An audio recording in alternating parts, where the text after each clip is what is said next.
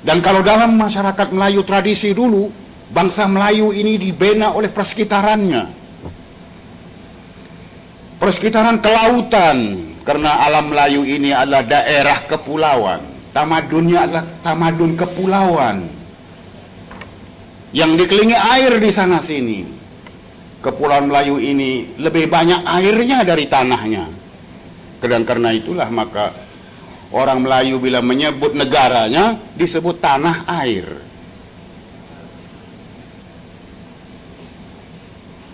Dicari padanannya dalam bahasa Arab atau dalam bahasa Inggris atau dalam bahasa apapun, mereka tak sebut airnya, cuma tanahnya saja. Dalam bahasa Inggris motherland, hanya landnya saja, no water.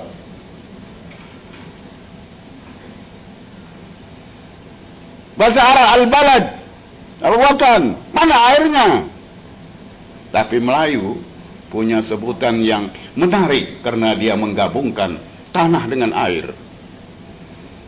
Begitulah wawasan Melayu tentang tanah air, bahwa tanah tak ada gunanya kalau tak ada airnya.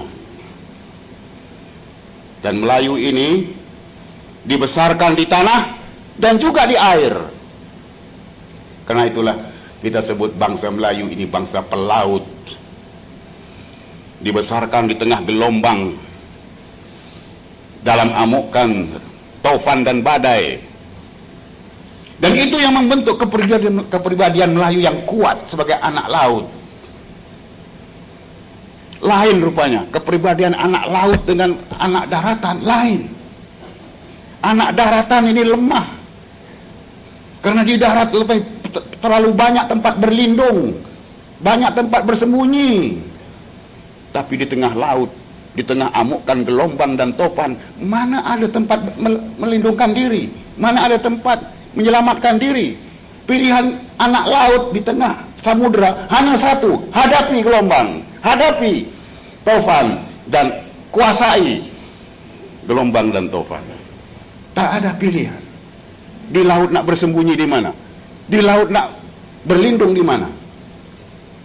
Anak laut tak punya pilihan selain menghadapi gelombang dan topan dengan semangat dan kecekalan dan ketajaman.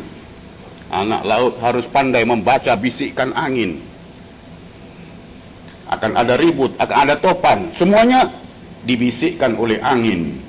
Anak laut harus pandai membaca bisikan angin, harus pandai menafsir pesanan burung-burung.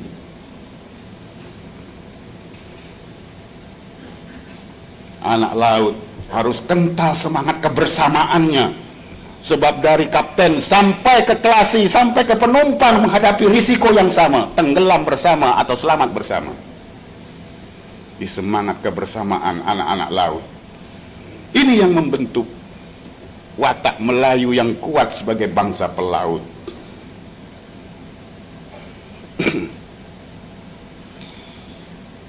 Dan alangkah hebatnya Melayu kalau di samping dibentuk oleh persekitaran itu, dia dibentuk juga oleh sebuah kitab suci yang bertenaga mukjizat taghyiri yang mampu merubah watak manusia.